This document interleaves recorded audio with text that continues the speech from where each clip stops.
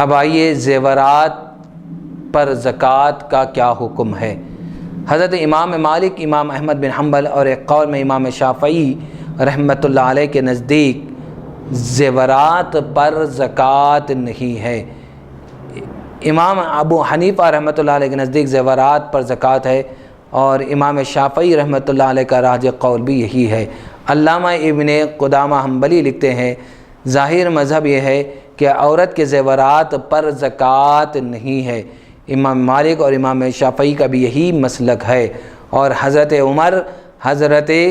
ابن مسعود، حضرت ابن عباس، حضرت عبداللہ ابن عمرو بن عاص رضی اللہ تعالی عنہم اور تابعین میں سے سعید ابن مسیب، سعید ابن جبیر، امام عطا، امام مجاہد، عبداللہ ابن شداد، جابر بن زید، ابن سیرین، میمون بن مہران، امام زہری، امام ثوری اور اصحاب رائے کا نظریہ یہ ہے کہ زیورات میں زکوٰۃ ہے۔ اصحاب رائے میں مفتی صاحب، اصحاب رائے میں بعض لوگوں کا یہ کہنا ہے کہ بعض صحابہ اور تابعین کا قول یہ ہے کہ زیورات میں بھی زکوٰۃ ہے، لیکن ائمہ ثلاثہ امام مالک، امام احمد بن حنبل اور امام شافعی رحمہم اللہ تعالی مجمعین کے نزدیک استعمال کے زیورات جو ہوتے ہیں، پہنے یوز میں جو آتے ہیں، استعمال میں جو آتے ہیں، وہ زیورات خواہ کتنے کیوں نہ ہو، کتنے وزنی کیوں نہ ہو، ان پر زکوٰۃ نہیں ہے۔ مشہور بات یہی ہے اور اسی پر روشنی ڈالی جا رہی ہے۔ علامہ شیرازی شافعی لکھتے ہیں کہ امام شافعی نے اس مسئلے میں استخارہ کیا اور یہ اختیار کیا کہ عورت کے زیورات میں زکوٰۃ واجب ہے۔ علامہ شیرازی یہ بھی لکھتے ہیں کہ امام شافعی کا یہ نظریہ احادیث پر مبنی ہے۔ زیورات پر زکوٰۃ کے وجوب پر اولاً تو وہ عمومی احادیث ہے جن سے سونے و چاندی میں زکوٰۃ ثابت ہے، اور خصوصاً احادیث حسب ذیل ہے۔ عن عمرو بن شعیب عن ابیہ عن جدہ ان امرأۃ اتت رسول اللہ صلی اللہ علیہ وسلم ومعها ابنۃ لہا۔ رسول اللہ صلی اللہ علیہ وسلم کی خدمت میں ایک عورت آئی اور اس کے ساتھ اس کی ایک بیٹی بھی تھی جس کے ہاتھ میں سونے کے موٹے موٹے کنگن تھے۔ آپ صلی اللہ علیہ وسلم نے اس عورت سے کہا کیا تم ان کی زکوٰۃ ادا کرتی ہو؟ اس عورت نے کہا نہیں۔ آپ نے فرمایا کیا تم اس بات سے خوش ہو کہ قیامت کے دن اللہ تمہیں ان کنگنوں کے بدلے میں آگ کے کنگن پہنا دے؟ اس نے وہ کنگن نبی صلی اللہ علیہ وسلم کے آگے ڈال دیے اور کہا یہ اللہ اور اس کے رسول کے لیے ہے۔ وقالت ہما للہ ولرسولہ۔ امام ترمذی نے بھی اس حدیث کو روایت کیا ہے۔ حافظ زیلعی لکھتے ہیں کہ ابن قطان نے اپنی کتاب میں لکھا ہے کہ اس حدیث کی سند صحیح ہے۔ حضرت عائشہ صدیقہ رضی اللہ تعالیٰ عنہا بیان کرتی ہیں کہ میرے پاس رسول اللہ صلی اللہ علیہ وسلم تشریف لائے، آپ نے میرے ہاتھ میں چاندی کی انگوٹھیاں دیکھ کر فرمایا اے عائشہ یہ کیا ہے؟ میں نے عرض کیا یا رسول اللہ میں نے انہیں آپ کے لیے بطور سنگار پہنا ہے۔ آپ صلی اللہ علیہ وسلم نے فرمایا کیا تم ان کی زکوٰۃ ادا کرتی ہو؟ میں نے کہا نہیں، یا جو اللہ تعالیٰ نے چاہا آپ نے فرمایا تمہیں جہنم کے لیے انگوٹھیاں کافی ہیں۔ مصنف عبدالرزاق اور مصنف ابن ابی شیبہ میں اس موضوع پر بکثرت آثار اور اقوال تابعین درج ہے۔ ائمہ ثلاثہ کی طرف سے اس مسئلے پر دلیل پیش کرتے ہوئے علامہ ابن قدامہ حنبلی لکھتے ہیں امام احمد بن حنبل رحمۃ اللہ علیہ فرماتے ہیں کہ رسول اللہ صلی اللہ علیہ وسلم کے پاس کے 5 صحابہ کہتے تھے کہ زیورات میں زکوٰۃ نہیں ہے اور زیورات کو عاریتاً دینا ہی ان کی زکوٰۃ ہے۔ نیز عافیہ بن ایوب، لیث بن سعد سے، وہ ابو زبیر سے اور وہ حضرت جابر رضی اللہ تعالیٰ عنہ سے روایت کرتے ہیں کہ نبی اکرم صلی اللہ علیہ وسلم نے فرمایا زیورات میں زکوٰۃ نہیں ہے۔ انہ قال لیس فی الحلی زکوٰۃ۔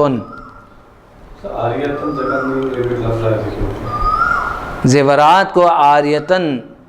دینا یعنی کسی کو عاریتاً دینا کہ آپ کیا ہے یہ لے لیجئے اور اس کو کیا ہے رہن رکھا کر اپنی ضرورت کے لیے استعمال کر لیجئے، یا کسی اپنی ضرورت کو پورا کرنے کے لیے مال اپنے پاس رکھ کر دوسروں کو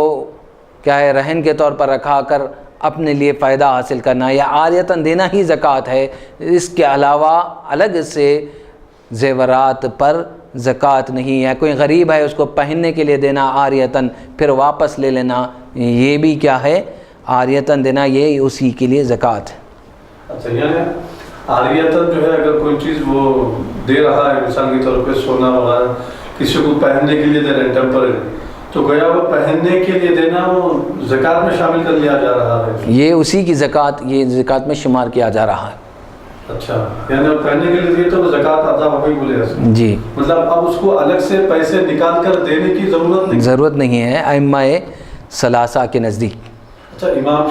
امام شافعی، امام احمد بن حنبل اور امام مالک علیہم الرحمۃ و رضوان کے پاس زیورات میں زکوٰۃ نہیں ہے، جیسا کہ آقا علیہ الصلوۃ والسلام کی روایت جو حضرت جابر رضی اللہ تعالیٰ عنہ سے روایت کر رہے ہیں کہ راوی حضرت جابر رضی اللہ تعالیٰ عنہ ہے، حضور علیہ الصلوۃ والسلام نے فرمایا لیس فی الحلی زکوٰۃ،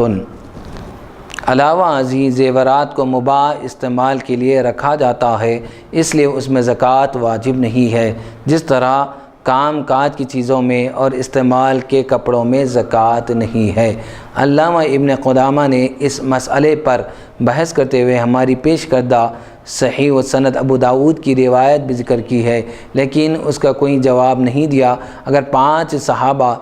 اس مسئلے میں زکوٰۃ کے قائل نہیں تو 5 سے زیادہ صحابہ اس مسئلے میں وجوب زکوٰۃ کے قائل ہے، مثلا حضرت عمر رضی اللہ تعالیٰ، حضرت ابن مسعود رضی اللہ تعالیٰ عنہ، حضرت ابن عباس رضی اللہ تعالیٰ عنہ، حضرت عمرو بن عاص رضی اللہ تعالیٰ عنہ، حضرت ابو موسیٰ اشعری رضی اللہ تعالیٰ عنہ، حضرت زینب زوجہ ابن مسعود رضی اللہ تعالیٰ عنہ اجمعین، اور ان کی فقاہت ان صحابہ سے زیادہ مسلم ہے جو زکوٰۃ کے قائل نہیں ہے۔ علامہ ابن قدامہ نے اس سلسلے میں جن صحابہ کا ذکر کیا ہے وہ یہ ہے حضرت ابن عمر، حضرت جابر، حضرت عائشہ اور حضرت اسماء رضی اللہ تعالیٰ عنہ۔ نیز یہ بھی قاعدہ ہے جب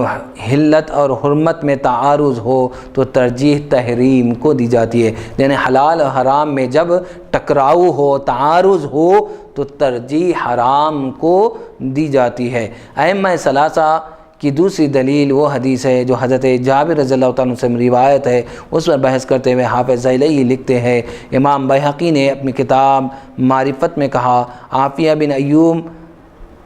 از لیث از ابی از زبیر از جابر، جو حدیث نبی اکرم صلی اللہ علیہ وسلم روایت کی گئی وہ باطل ہے اور اس کی کوئی اصل نہیں ہے۔ علامہ ابن قدامہ نے اس مسئلے میں جو کام کاج کی چیزوں پر قیاس کیا ہے، یعنی اس پر رکھا ہے، وہ ظاہر ہے کہ احادیث صحیحہ کے مقابلے میں متروک ہے۔ یتیم کے مال پر زکوٰۃ میں مذاہب یعنی ائمہ کا کیا مذہب ہے، کیا رائے ہے، اس کو صاحب کتاب علامہ شرح مسلم لکھتے ہوئے بیان کرتے ہیں۔ احناف کے نزدیک نابالغ کی زمین پر عشر واجب ہے اور اس کے مال پر زکوٰۃ واجب نہیں ہے، کیونکہ عشر کا تعلق زمین کی پیداوار سے ہے اور اس میں عبادت کی ثانوی حیثیت ہے، اور زکوٰۃ اصالتاً عبادت ہے اور نابالغ عبادت کا مکلف نہیں ہے۔